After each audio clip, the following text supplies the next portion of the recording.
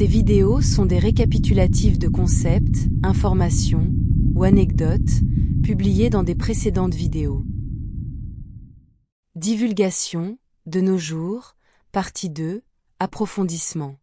Les extraterrestres et tout ce qui les concerne sont indéniablement, et directement, liés aux éveils spirituels et à l'expansion du niveau de conscience de quiconque. Lorsqu'on est à un niveau superficiel d'éveil spirituel, n'importe qui peut progresser sans extraterrestres, mais il viendra un moment où il deviendra de plus en plus difficile d'avancer en conscience, sans aborder le grand éléphant dans la pièce, à savoir que les humains ne sont pas seuls dans l'univers, loin de là, et ce qui est pire, c'est que de nombreux humains vivent en dehors de la planète Terre, et cela a toujours été le cas. Il peut être possible de progresser dans la spiritualité et la conscience sans extraterrestres, je le sais, peut-être en allant dans d'autres directions, ou en les sautant complètement, en passant à une pleine conscience universelle par exemple, mais les extraterrestres en tant que sujet se révéleraient toujours être un grand vide dans la conscience et la compréhension de cette personne. Les extraterrestres en tant que sujet ne s'arrêtent pas simplement au point superficiel que les gens moyens comprennent, ce qui suppose que la connaissance et même l'acceptation de l'existence des extraterrestres en tant que fait ne changera rien du tout dans leur vie, comme ils le disent, après la divulgation complète, ils devront toujours se lever demain pour aller travailler parce qu'ils devront toujours payer les factures. Le fait est que la plupart des gens se moquent éperdument de ce sujet, de toute façon.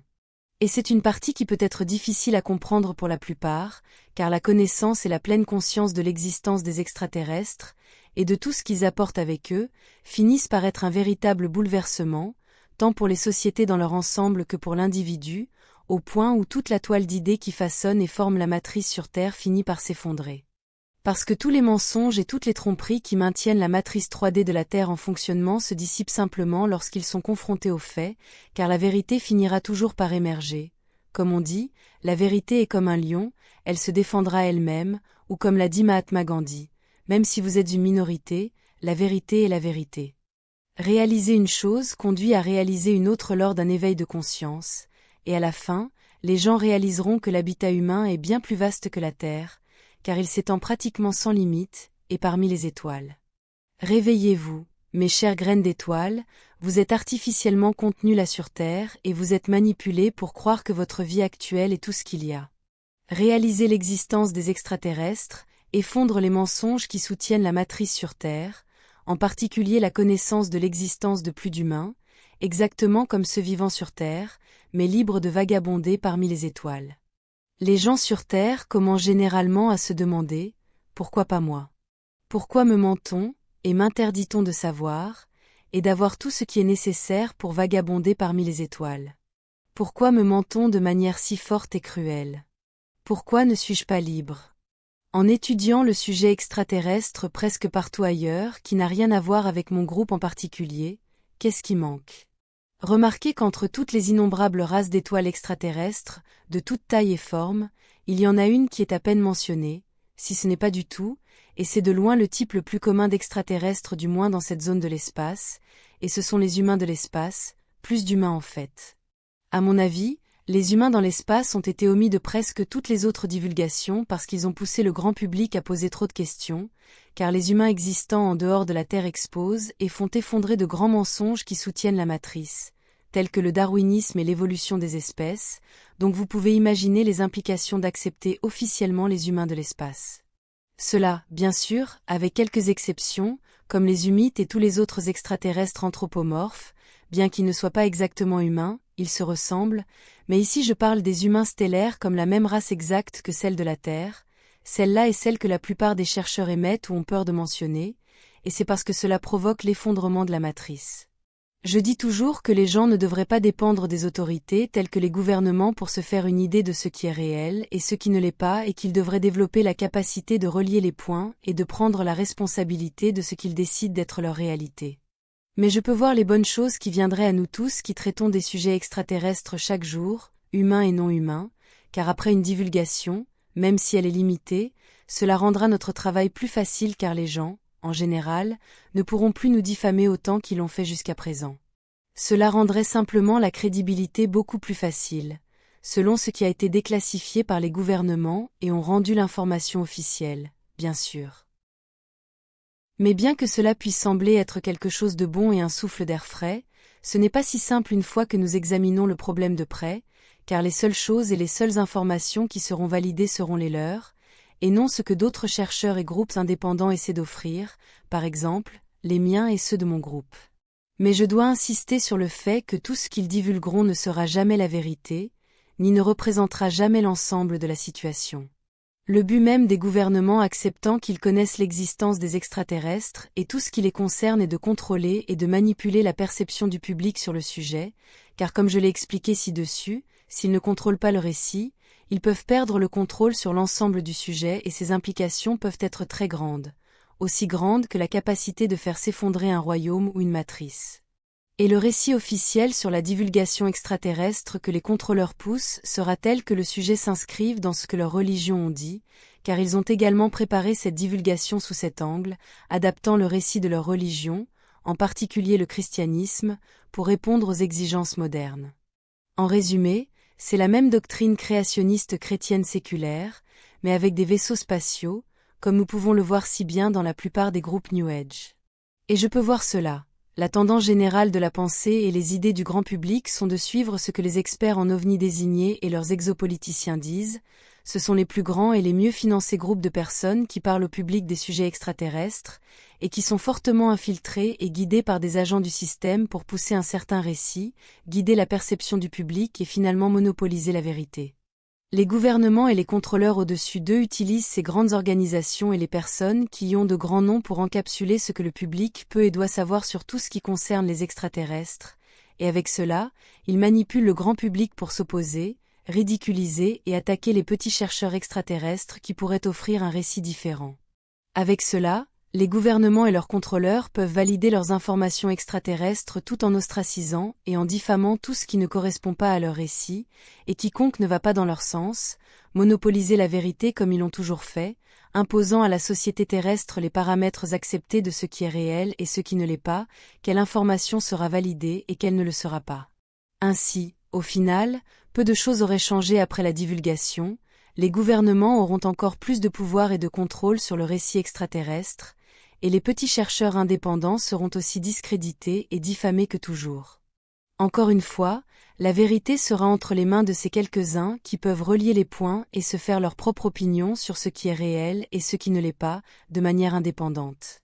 Mais même cela est dangereux car beaucoup suivront également des sous-récits acceptés, tels que des chercheurs autoproclamés qui croient encore aux contacts extraterrestres basés uniquement sur de petits messages douteux, et des images de mauvaise qualité difficiles à interpréter, sur lesquelles ils finissent seulement par spéculer. Pourtant, je sais qu'ils doivent aussi avoir leur raison de valider ce genre de contacts extraterrestres, et je respecte cela pleinement. Je veux dire que certains de ceux-ci pourraient encore être réels, mais ils préfèrent donner beaucoup de crédit à ceux-ci plutôt qu'à des contacts extraterrestres plus évidents, comme ceux de mon groupe et les miens, qui ne disent pas les choses dans de petits messages douteux. Nous affirmons ce que nous pensons clairement, directement et avec autant de volume d'informations et de détails que nous pouvons donner sans enfreindre les règles, des règles que nous n'avons pas établies, mais auxquelles nous devons néanmoins nous conformer. Je sais qu'ils n'ont aucune preuve tangible de qui ils sont, et dans ce cas, nous non plus, car cela va à l'encontre des règles imposées, mais notre preuve réside dans l'information elle-même, dans le volume et la quantité et la qualité d'informations étranges et inhabituelles que nous avons fournies pendant des années. Ainsi, également, que notre tendance claire à aller à l'encontre de l'establishment, et avec des informations alternatives sur les extraterrestres qui sont très différentes de ce qui a été accepté comme fait par la grande majorité des chercheurs et des personnes dans le domaine.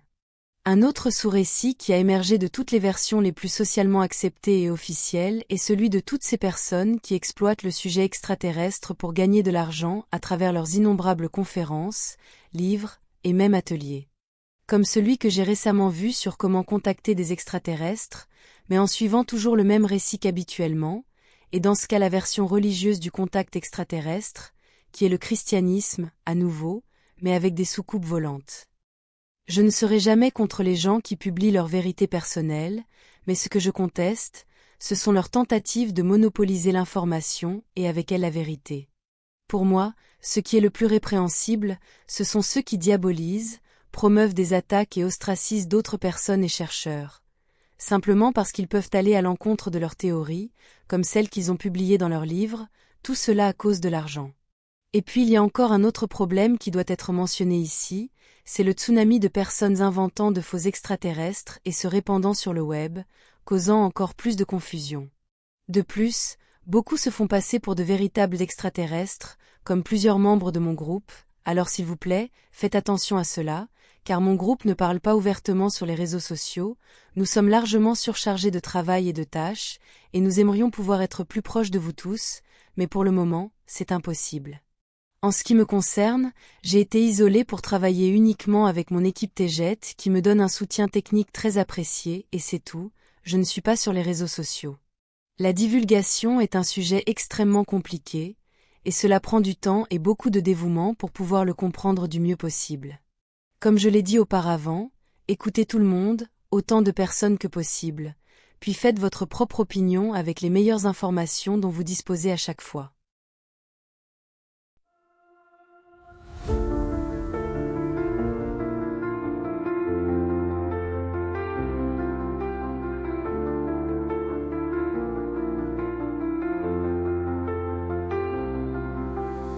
Dans l'immensité des cieux, nos rêves se déploient. Une étoile de nos voeux vers un monde de joie. Chaque lumière dans la nuit raconte une histoire, un voyage infini aux confins de l'espoir. Nous sommes des voyageurs sous un ciel infini, portés par des ailes d'astres, un rêve ébloui. Nos cœurs battent à l'unisson dans la danse des étoiles. Un amour sidéral nous emporte vers l'idéal.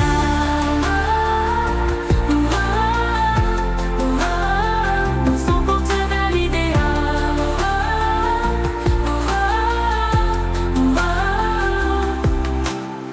Dans le silence cosmique, nous trouvons notre voix. Chaque note symphonique résonne avec moi. Un souffle de l'univers remplit nos âmes de lumière. Avec toi je veux parcourir un amour sidéral et fier. Nous sommes des voyageurs sous un ciel infini, portés par des ailes d'astres, un rêve ébloui. Nos cœurs battent à l'unisson dans la danse des étoiles. Un amour sidéral nous emporte vers l'idéal. Nous sommes des voyageurs sous un ciel infini, portés par des ailes d'astres, un rêve ébloui. Nos cœurs battent à l'unisson dans la danse des étoiles. Un amour sidéral nous emporte vers l'idéal.